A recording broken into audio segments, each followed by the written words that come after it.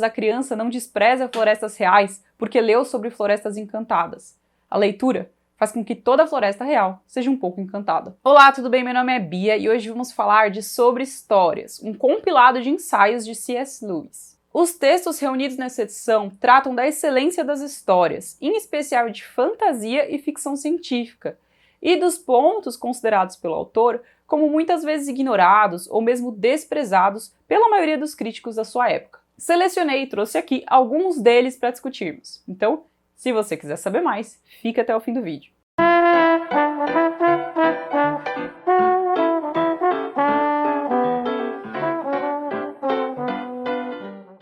Antes de continuar, eu queria pedir para você se inscrever no canal caso ainda não seja inscrito. Pode parecer algo simples, leva segundos, mas ajuda muito a espalhar o conteúdo. Bom, no primeiro ensaio, Lewis critica o fato das pessoas darem mais atenção à história com H minúsculo, que seria ali o estilo e o desenvolvimento dos personagens, do que a história com H maiúsculo, que seria a série de acontecimentos imaginados. Tal atitude faz com que os romances que usam os acontecimentos como meio acabem sendo mais socialmente aceitos. Vide aí os romances de costumes. Em contrapartida, obras que giram em torno dos acontecimentos são muitas vezes desprezadas ou vistas como coisa de criança. O prazer que existe em lê-las é entendido de forma equivocada. Alguns acreditam até ser mera questão de empolgação, o que na visão do Lewis não faz sentido. Para rebater esse argumento, o autor usa como exemplo a obra As Minas do Rei Salomão. Nela existe uma cena em que os personagens esperam pela morte, sepultados em uma câmara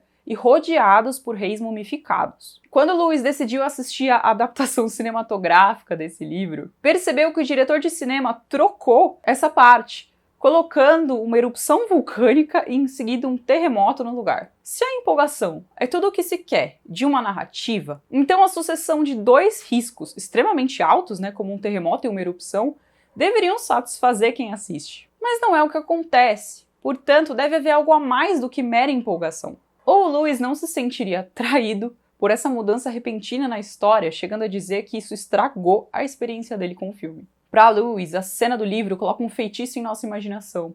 Já a cena das telas causa só um alvoroço nos nossos nervos. Muito mais do que empolgar. Uma obra que verdadeiramente se importa com a história, evoca símbolos profundos, nos ambienta e nos faz refletir de maneira sublime. Aqui, Lewis lembra que o suspense dos personagens conseguirem ou não sair da caverna, da câmara, era algo secundário, uma parte menor da sua experiência como leitor. Da armadilha e de seu significado, ele se recorda perfeitamente. Já como eles conseguem ou não sair da câmara, ele nem se lembra. Bons livros costumam evidenciar o maravilhoso, sobrenatural. Neles, uma simples viagem à lua pode significar entrar em contato com o que há de mais misterioso e profundo. Obras como Édipo, o Rei e o Hobbit nos mostram, por exemplo, um balanço interessante entre livre-arbítrio e destino. Quando é predito que o Édipo mataria o próprio pai e se casaria com a mãe, o rei decide condená-lo à morte. Sabemos que o personagem é poupado e mais tarde diversos atos ocorrem com o objetivo de que a profecia não se cumpra. Porém, exatamente por meio deles, e muitas vezes por causa deles, ela se concretiza. Isso pode parecer pouco provável de acontecer com qualquer um dos leitores ou pouco realista. Ainda assim, nos faz refletir profundamente sobre ordem e sentido. Muitas vezes, aquilo que é chamado pelos críticos de irreal nos apresenta uma reflexão profunda que nós não entenderíamos de outra maneira ou em outro formato. Até poderia ser expressa de outra forma, porém com muito menos impacto. E esse é um ponto bem interessante trabalhado pelo Lewis aqui. Além disso, é preciso ler mais de uma vez obras que se preocupam com a história. Lewis, não só aqui, mas em outros livros, já reforçou a importância de voltar aos clássicos, em especial. Bom, se a busca fosse mesmo só pela empolgação dos acontecimentos, de que forma seria possível para o leitor aproveitar a leitura mais uma vez, sendo que ele já conhece tudo o que vai suceder? Isso reforça a teoria de que, muito além da narrativa, o essencial é a qualidade dos fatos apresentados, a rede que se constrói.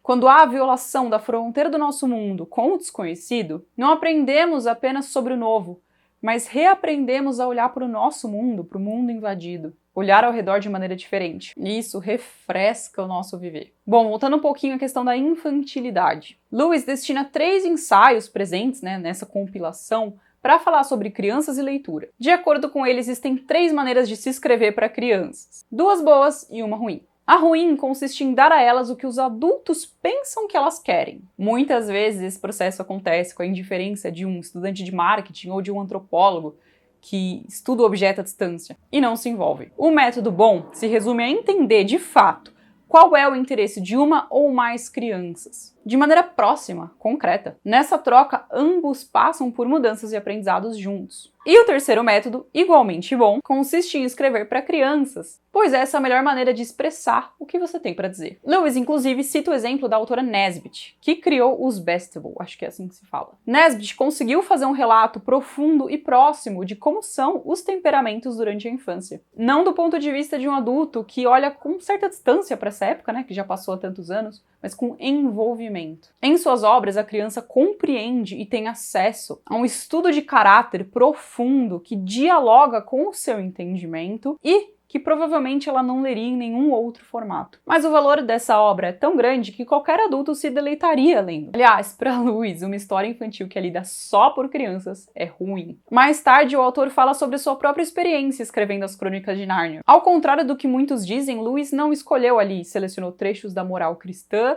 depois criou uma história em que isso pudesse ser passado. Pelo contrário, ele teve primeiro imagens mentais. Então, por exemplo, um fauno carregando um pacote na neve, ou imagens de um leão. E aos poucos, tais imagens começaram a pedir uma forma. E foi assim então que ele encontrou a forma ideal. Depois do simples e puro impulso de autor, aí veio a participação do homem, as suas ideias. Pensou em derrubar as inibições que ele mesmo teve durante a infância com a religião. Assim, tudo simplesmente transbordou dele. Acabou escrevendo sobre aquilo que vinha do seu interior, que vinha de dentro, que era para ele verdadeiro. Não de maneira alegórica ou superficial. Para isso, recorreu ao mítico, já que o mito amplia o entendimento, fazendo refletir sobre o desconhecido. Já em relação ao que se conhece, impede aquela familiaridade cinza, que tira o maravilhamento das coisas mais simples e comuns, como diz o próprio Chesterton. Bom, em outro dos ensaios com esse mesmo tema, Lewis fala bastante sobre os contos de fadas. O autor rebate com diversos argumentos quem os inferioriza ou despreza. Para ele, isso vem principalmente de uma falsa concepção de crescimento. Isso porque crescer pressupõe adição e não somente troca. Bom, imagine uma criança que ama limonada. Um dia essa criança cresce e percebe que também tem um gosto por vinhos. Isso significa que durante o amadurecimento ela passou a desprezar o suco de limão? Não, é perfeitamente possível apreciar a limonada e o vinho. Uma coisa não precisa substituir a outra. Lewis afirma que sempre amou os contos de fada, desde criancinha. Depois de adulto, adicionou ao seu gosto autores como Jane Austen, mas nunca deixou de apreciar os velhos contos. Pelo contrário, pôde apreciar ainda mais e entender o valor daquelas histórias. É claro que, de vez em quando, deixamos algumas coisas de lado. Porém, crescer não é sempre sinônimo de perda. Se fosse, valorizaríamos, então, o sentimento de senilidade, a perda dos músculos, ou então a falta de mobilidade da velhice, o que não parece bem o caso. Além disso, a associação entre contos de fada e crianças é forçada. E, historicamente, eles não foram feitos apenas para crianças, mas relegados a elas quando saíram de moda. Aqui, Lewis expõe alguns pontos que eu já trouxe no vídeo de Árvore e Folha, do Tolkien, mas eu vou repetir aqui porque acho que vale para ter maior entendimento do assunto abordado. Feitos por Deus e inspirados no mundo primário em que vivem, os homens subcriam os mundos secundários. Pense comigo. A imaginação é o poder de conceber imagens. Dar uma constituição de realidade à criação é o papel da arte. E a arte é o vínculo entre a imaginação e a subcriação. Assim, a fantasia é a própria arte subcriativa. E não, ela não é um insulto à razão e nenhuma forma de escapar da realidade. Ao contrário, na verdade, é preciso ter uma ótima observação do mundo primário para poder criar um secundário. E também, por toda essa profundidade, Tolkien critica o fato das pessoas acharem que contos de fadas são coisas de criança. Para a criança, assim como para o adulto, a desejabilidade é muito mais importante do que a possibilidade. O cerne do desejo de um reino encantado é o vislumbre de um outro mundo. Algo que está presente em todo ser humano em qualquer idade. Os contos de fada despertam em nós o olhar maravilhado. Aliás, opinião já expressa anteriormente pelo Chesterton. Por isso, eles são e devem ser escritos por adultos e apreciados não só por crianças, mas também por eles. Alguns vão mais longe e chegam a dizer que nem crianças deveriam ler os contos, porque eles dão uma falsa impressão sobre a realidade, sobre a vida. Mas isso faz sentido? Lewis dá um exemplo interessante. A trama socialmente aceita para livros de meninos envolvem geralmente aquele menino que se torna o herói do time, ou que é super popular e bem-sucedido. Isso é pura lisonja ao ego. O tempo todo o leitor imagina apenas o objeto da sua admiração. E na maioria das vezes, as narrativas são pouquíssimo prováveis. Já nos contos, a criança não anseia pelo reino mágico, assim como o menino anseia se tornar o herói do time. Isso porque o reino mágico ele envolve diversos perigos e situações difíceis. Ali, o leitor anseia única e exclusivamente por aquilo que ele não conhece, pelo que ele não sabe definir. O livro agita novas dimensões de profundidade, fazendo com que a mente deixe de se concentrar nela mesma. Há algo além do seu alcance que não distancia o leitor do mundo em que ele vive, mas dá novos ares para o lugar. Em outras palavras, a criança não despreza florestas reais porque leu sobre florestas encantadas. A leitura faz com que toda a floresta real seja um pouco encantada. A frase citada no início do vídeo.